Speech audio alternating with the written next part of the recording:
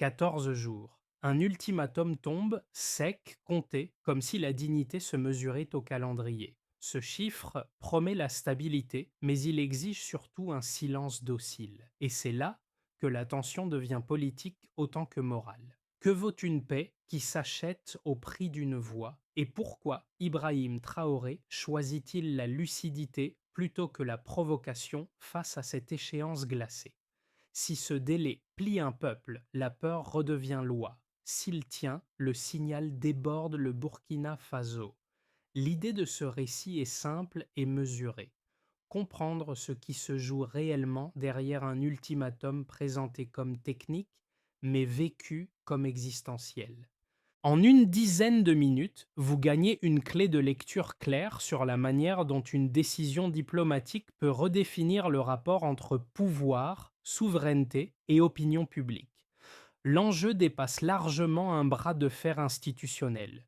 Il touche à la capacité d'un État à parler sans intermédiaire, à nommer ses lignes rouges et à assumer le coût symbolique de cette parole. Dans ce contexte, Ibrahim Traoré n'est ni un héros figé ni un provocateur isolé, mais un point de convergence entre une pression extérieure ancienne et une attente intérieure longtemps contenue. Ce qui se joue n'est pas seulement une réponse à une organisation internationale, mais la crédibilité d'un choix politique face au temps, aux chiffres et aux réactions en chaîne qu'il déclenche. Comprendre ces mécanismes permet d'éviter deux pièges, la fascination émotionnelle et le rejet simpliste. Ici, il s'agit de mesurer, pas de célébrer ni de condamner. Un fait frappe d'emblée. En moins de 48 heures, le discours d'Ibrahim Traoré est traduit dans plus de 15 langues et partagé à une échelle inhabituelle pour un message émanant d'un État sahélien. Ce chiffre, plus que symbolique, signale que l'épisode dépasse immédiatement le cadre burkinabé pour devenir un repère continental. Et voici le glissement essentiel. L'ultimatum de 14 jours, conçu comme un outil de pression discret, agit en réalité comme un accélérateur de récit, inversant le rapport entre menace et visibilité. Pour comprendre cette bascule, il faut replacer la scène dans un contexte plus large. Depuis des décennies, les relations entre institutions internationales et États africains reposent comme sur des mécanismes asymétriques.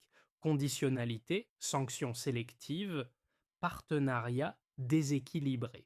Le Burkina Faso, pays enclavé et dépendant de l'aide extérieure, était souvent décrit comme un acteur périphérique soumis aux règles écrites ailleurs. Dans ce cadre, le délai imposé ne devait être qu'une formalité administrative presque routinière. Or, la décision de rendre public l'ultimatum change la dynamique. En exposant le contenu brut du message, Ibrahim Traoré retire aux canaux diplomatiques leur opacité habituelle. Le débat sort des salles de réunion pour entrer dans l'espace public, où chaque heure écoulée devient une question collective. Cette transparence forcée fissure un récit ancien, celui d'une Afrique qui négocie en silence et s'ajuste sans répondre. À partir de là, le discours cesse d'être une simple déclaration d'État. Il devient un signal politique repris, commenté, parfois idéalisé, parfois critiqué, mais rarement ignoré. Ce déplacement du centre de gravité de la procédure vers le sens marque le véritable début de la séquence.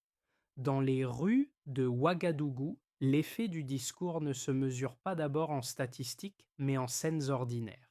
Des microphones se tendent vers des visages anonymes, étudiants, commerçants, enseignants, qui s'approprient les mots entendus à la télévision nationale. Un jeune drapé de rouge et de vert parle d'un moment attendu toute une vie. Ce type de témoignage n'ajoute aucun fait nouveau, mais il révèle la vitesse à laquelle un message officiel devient un repère émotionnel partagé. Ces relais humains jouent un rôle central. Ils transforment une décision politique abstraite en expérience vécue. Les phrases circulent dans les taxis, sont reprises dans les stades, murmurées dans les marchés. Chaque reprise simplifie le message sans le vider. Il n'est plus question d'un ultimatum onusien, mais de respect, de choix et de fatigue accumulée. Cette circulation explique pourquoi l'impact initial n'est pas conflictuel, mais fédérateur. Ibrahim Traoré apparaît ici moins comme un orateur isolé que comme un point de fixation. Sa parole sert de surface de projection à des attentes anciennes, liées à la sécurité, à la mémoire des luttes passées et au sentiment d'être traité comme un acteur mineur. Le changement perceptible n'est pas visible dans les bilans économiques immédiats, mais dans les regards et les conversations où l'on observe une fierté prudente encore fragile. Et c'est là que tout devient décisif. Quand une parole publique est reconnue par ceux qui la reçoivent, elle cesse d'être un événement médiatique pour devenir une référence sociale. À partir de là, les réactions institutionnelles ne répondent de plus seulement à un homme, mais à une dynamique collective déjà enclenchée.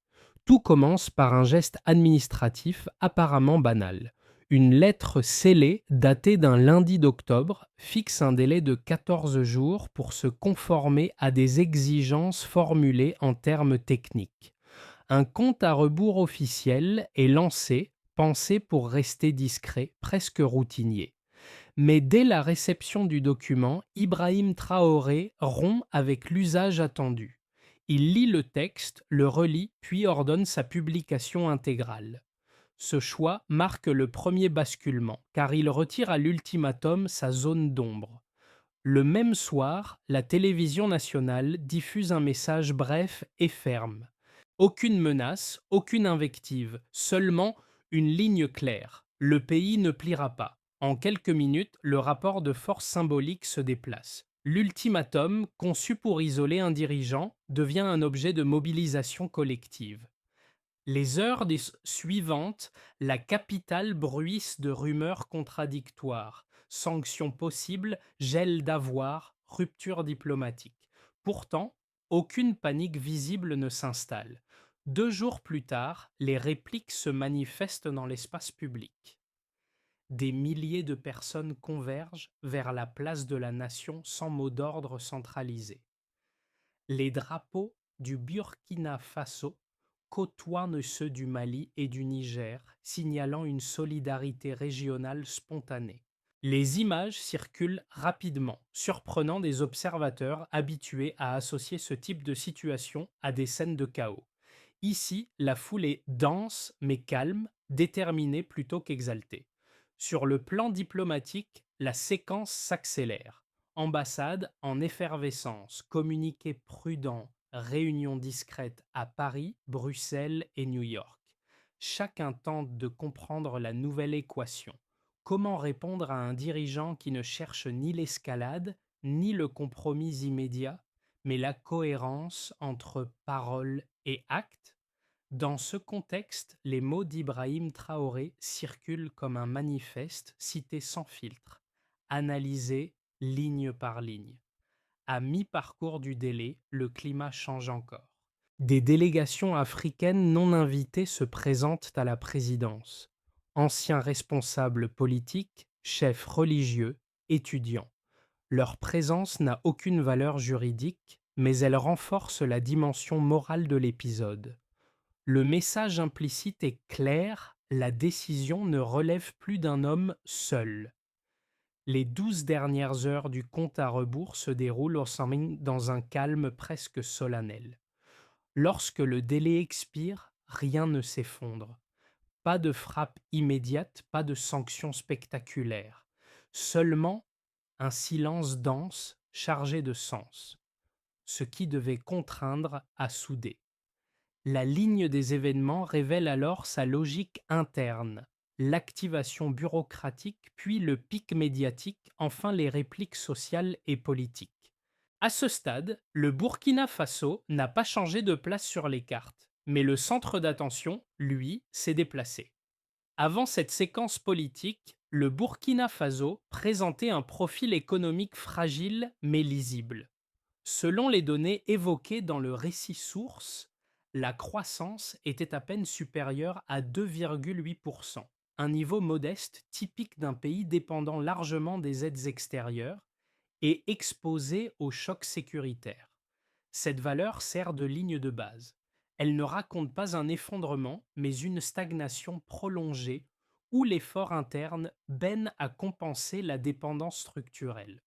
Moins d'un an après, malgré le retrait de certaines aides occidentales et un contexte de sanctions évoqué, la croissance atteint 4,1%.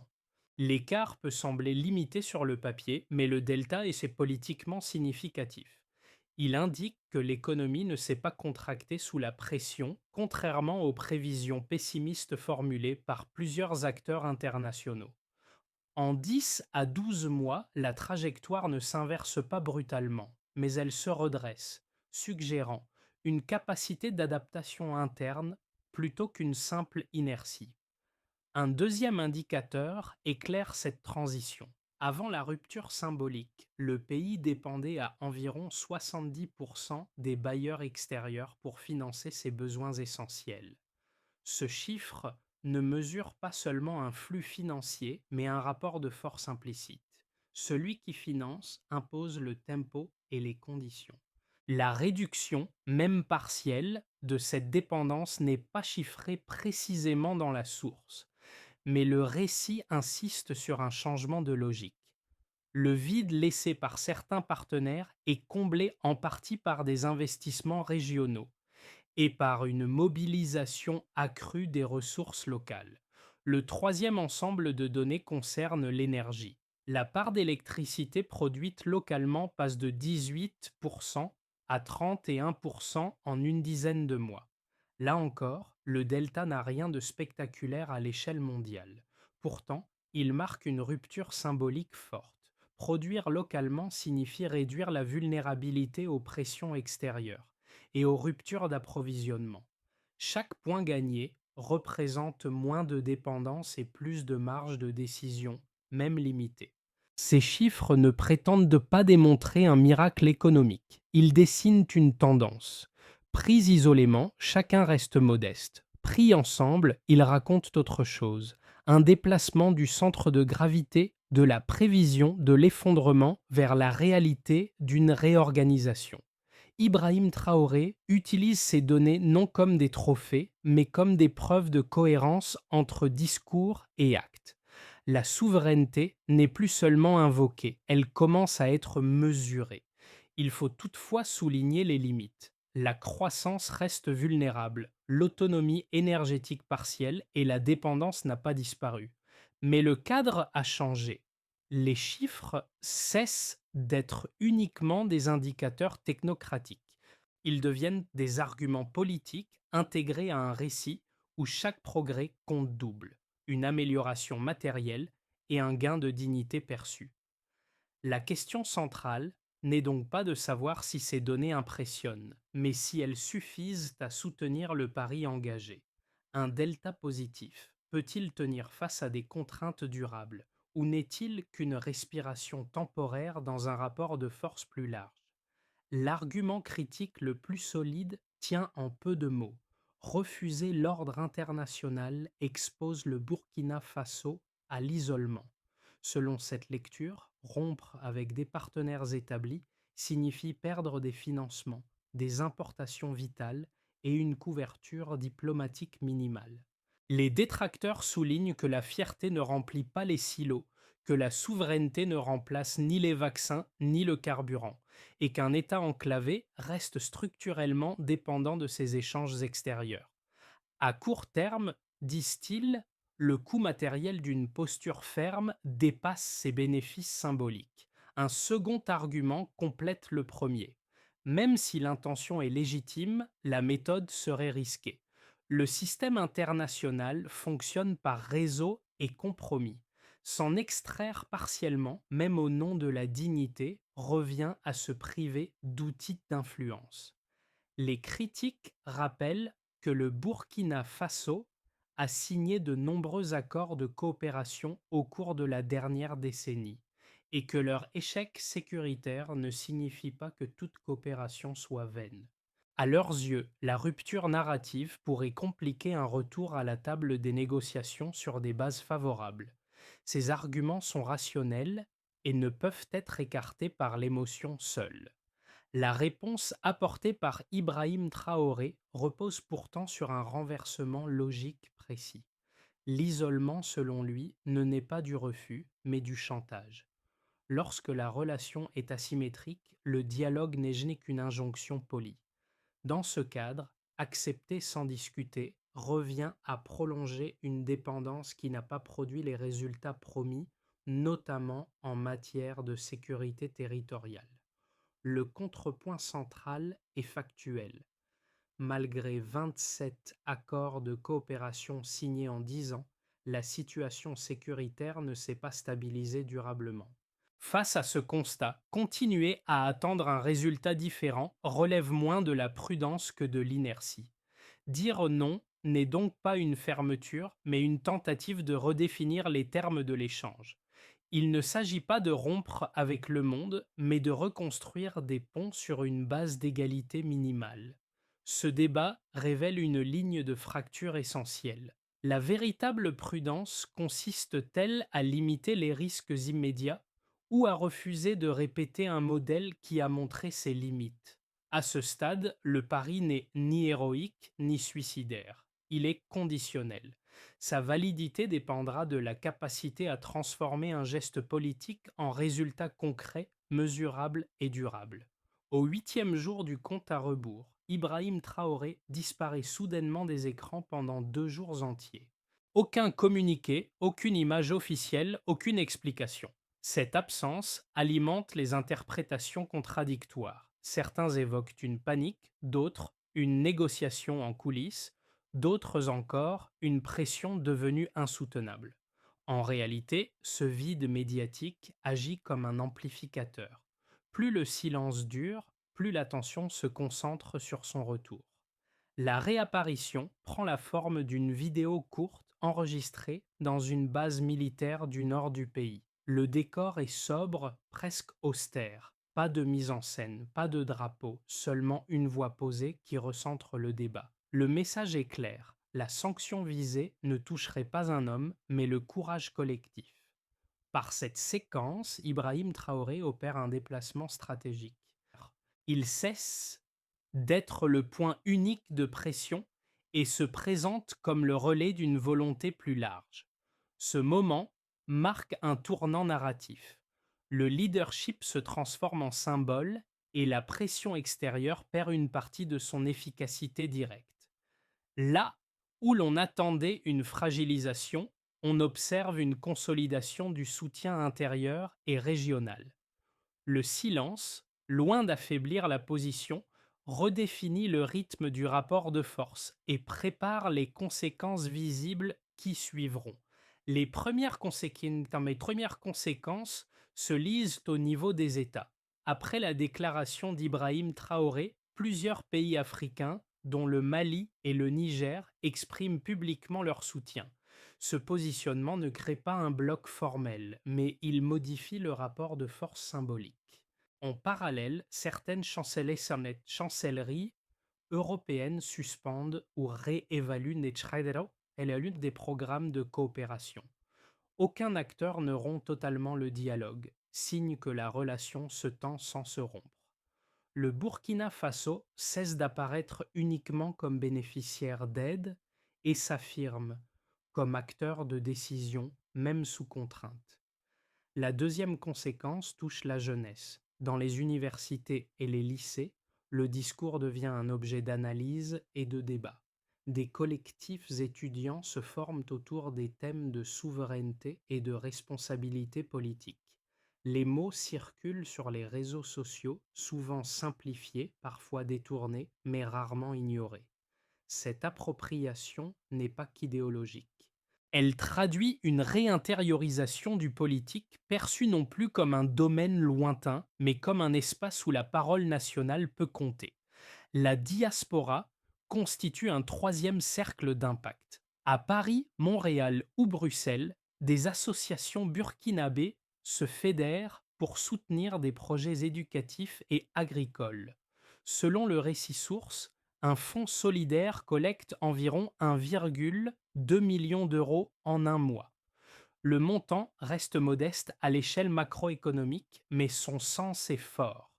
Les transferts financiers ne symbolisent plus seulement la dépendance, mais une volonté de participation directe au redressement national, sans intermédiaire institutionnel. Enfin, l'échelon régional révèle un effet domino plus discret. Au Sahel, des discussions émergent autour de coopérations militaires et énergétiques communes. Trois projets de centrales solaires régionales sont évoqués, traduisant une tentative de mutualisation plutôt qu'un repli. Là où certains observateurs parlent de souverainisme, les acteurs locaux décrivent un réalignement stratégique, réduire la tutelle sans rompre avec le monde. Ces quatre niveaux montrent que la décision initiale produit des effets différenciés mais convergents. Aucun miracle immédiat, aucune transformation radicale. Toutefois, une logique s'installe. La dignité cesse d'être un slogan abstrait et devient un levier mesurable, politique et social. À ce stade, Ibrahim Traoré incarne moins une rupture brutale qu'un catalyseur. Les conséquences ne sont pas spectaculaires, mais elles s'additionnent, dessinant une trajectoire nouvelle dont la solidité reste à éprouver dans le temps. Trois trajectoires peuvent se dessiner sans certitude, mais avec une logique interne. La première, la plus probable, serait celle d'une stabilisation lente. Le Burkina Faso poursuivrait un isolement relatif sans rupture totale. Les sanctions resteraient surtout symboliques, les échanges diplomatiques se maintiendraient à bas bruit et les alliances régionales avec le Mali et le Niger se consolideraient progressivement. L'économie subirait des tensions sur les importations, mais la production locale et les circuits communautaires amortiraient les chocs. Cette trajectoire n'offre ni succès éclatant ni effondrement. Elle prolonge une résistance pragmatique où la cohérence prime sur la vitesse. La seconde trajectoire, plus optimiste, reposerait sur une contagion maîtrisée. Si les dynamiques observées se confirment, l'initiative de Ouagadougou pourrait inspirer d'autres capitales africaines. Des demandes de révision d'accords militaires et économiques émergeraient, portées par des opinions publiques plus attentives. Sous cette pression, des institutions continentales seraient contraintes d'ouvrir un débat structuré sur la souveraineté et les partenariats équilibrés. Dans ce cadre, le Burkina Faso deviendrait un laboratoire politique observé de près, non pour ses performances économiques diplomatiques brutes, mais pour sa capacité à articuler discours, actes et résultats intermédiaires. La troisième trajectoire, plus sombre, mettrait en avant le mur du réel. Si les alliances régionales ne parviennent pas à fournir une base économique suffisante, des pénuries pourraient apparaître. Les tensions internes, alimentées par la fatigue sociale et des campagnes de désinformation, fragiliseraient l'unité initiale. Ce contexte offrirait alors un prétexte à des interventions extérieures, présentées comme stabilisatrices. Le récit de la dignité risquerait de se retourner en avertissement, utilisé pour souligner les coûts d'une rupture mal soutenue matériellement. Ces trajectoires ne s'excluent pas totalement. Elles coexistent comme des lignes de force en concurrence. Le facteur déterminant n'est pas la rhétorique, mais la cohérence dans le temps. Si les choix portés par Ibrahim Traoré s'accompagnent de résultats tangibles, même modestes, la trajectoire gagnera en crédibilité. À l'inverse, un écart prolongé entre paroles et effets concrets affaiblirait le socle de soutien. L'idée centrale n'est donc pas de prédire, mais de suivre un indicateur simple, l'alignement. Dans les 6 à 12 mois, ce sera moins l'ampleur des chiffres que leur constance qui dira si la souveraineté revendiquée devient une méthode durable ou reste un moment singulier. À ce stade, la séquence cesse d'être uniquement géopolitique. Elle descend au niveau du quotidien, là où les décisions abstraites deviennent des choix concrets. Dans les quartiers populaires de Ouagadougou, les coupures d'électricité transforment les soirées en moments de discussion. Autour d'une lampe, on commente les discours comme on commenterait un match important. La politique n'est plus distante. Elle devient une conversation partagée, parfois critique, parfois pleine d'espoir, mais désormais assumée. Chez beaucoup de jeunes urbains, l'impact se vit d'abord comme un choc symbolique. Beaucoup expriment l'idée nouvelle de rester plutôt que de partir. Ce n'est pas encore une amélioration matérielle nette, mais un déplacement d'imaginaire. L'avenir n'est plus automatiquement projeté ailleurs. Cette inflexion, fragile, repose sur la crédibilité du discours et sur la perception qu'un effort collectif pourrait produire des résultats visibles à moyen terme. Pour les familles chamines rurales, l'effet est plus pragmatique. Les programmes agricoles communautaires évoqués dans la période récente sont perçus comme une opportunité limitée mais tangible. Semer, partager des semences, produire sans dette immédiate devient un acte à la fois économique et politique. Le risque demeure, mais il est assumé comme un choix plutôt que subi comme une contrainte imposée. Il y a aussi un troisième groupe, souvent plus discret, les enseignants et les cadres intermédiaires. Dans les écoles et les universités, les discours récents servent de support d'analyse linguistique et civique. On décortique les mots, les répétitions, les silences. Cette pratique révèle une attente nouvelle, celle de voir la parole publique devenir méthode, pas seulement déclaration. Dans cet ensemble, Ibrahim Traoré n'apparaît plus seulement comme un décideur. Il devient un repère temporaire autour duquel se cristallisent des exigences. L'adhésion n'est pas aveugle, elle est conditionnelle. Les citoyens attendent désormais des preuves continues, modestes mais régulières, que le courage invoqué se traduit en organisation, en résultats et en perspectives durables. La feuille de route mise en avant repose sur une idée directrice. Reconstruire sans rompre et mesurer chaque étape. D'abord, l'attention se porte sur la production locale. Des programmes d'agriculture coopérative sont lancés avec un objectif clair: couvrir une part croissante de la demande alimentaire par des circuits internes. Les régions définissent leur culture prioritaire, les communes rendent compte des résultats et l'échelle reste volontairement maîtrisée pour éviter l'endettement rapide. Ensuite, la formation devient un autre pilier. Les universités publiques intègrent progressivement des modules consacrés à la souveraineté et à la gouvernance régionale, élaborés avec des partenaires sahéliens. L'enjeu n'est pas idéologique mais opérationnel. Former des cadres capables de gérer des politiques publiques dans un contexte de ressources contraintes. Cette étape vise le moyen terme et conditionne la solidité des choix actuels. Puis vient la question de la sécurité. La coordination régionale est renforcée avec des pays voisins sans rompre totalement les échanges de renseignements existants. L'objectif affiché est de réduire la dépendance tout en maintenant un minimum de coopération fonctionnelle. Dans ce cadre, Ibrahim Traoré insiste sur une approche graduelle, évitant les ruptures brutales difficiles à absorber. Après cela, la valorisation des ressources s'impose. Les activités minières artisanales passent sous licence nationale, avec une redistribution partielle des recettes vers les communes. Cette mesure cherche à transformer une richesse souvent opaque en levier local mesurable. Et pour finir, un indicateur inédit est introduit afin de suivre l'autonomie économique et politique et d'orienter les décisions publiques. Cette feuille de route ne promet pas une transformation rapide, elle fixe une méthode. Chaque étape répond à une question simple: qui fait quoi, quand et comment mesurer l'effet réel?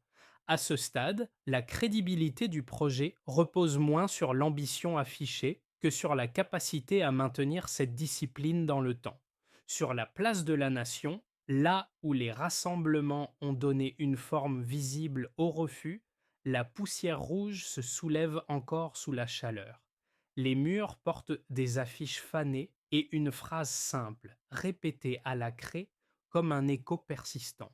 C'est ici que la parole initiale a quitté le cadre institutionnel pour entrer dans la mémoire collective. Ce lieu devient un rappel concret.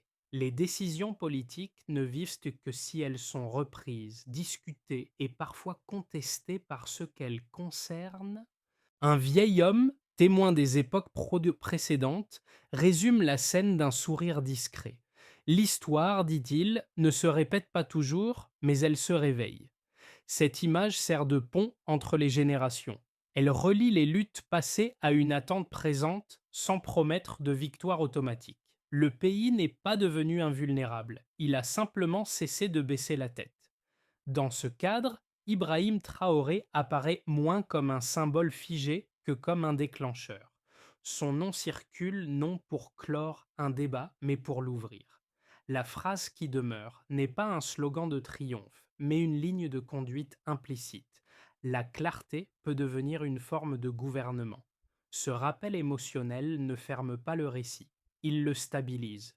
Il invite à regarder la trajectoire en cours sans exaltation ni cynisme, en gardant à l'esprit que se relever ne signifie pas tout gagner, mais refuser durablement l'effacement.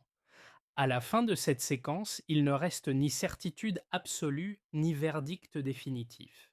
Ce qui demeure, c'est une question ouverte, adressée bien au-delà des cercles diplomatiques. Quand un État choisit de parler clair, sans détour, comment cette clarté se transforme-t-elle en projet partagé plutôt qu'en posture isolée? Le cas du Burkina Faso ne fournit pas de modèle prêt à l'emploi, mais il offre un miroir utile pour penser le rapport entre dignité, contrainte et responsabilité. Ce moment invite chacun à déplacer le regard. Les institutions y verront un test de résilience. Les citoyens, ici et ailleurs, y reconnaîtront peut-être une interrogation plus intime. Jusqu'où sommes-nous prêts à accepter des compromis qui nous dépossèdent de notre voix? La trajectoire associée à Ibrahim Traoré n'impose pas une réponse unique. Elle propose un cadre de discussion où l'accord et le désaccord peuvent coexister sans se réduire à des slogans. L'enjeu, désormais, est de transformer l'attention en exigence constructive. Suivre les actes, questionner les résultats, refuser l'aveuglement comme le rejet automatique. Si ce récit a un sens durable, il tient dans cette invitation simple: observer, débattre et décider sans déléguer entièrement sa conscience politique.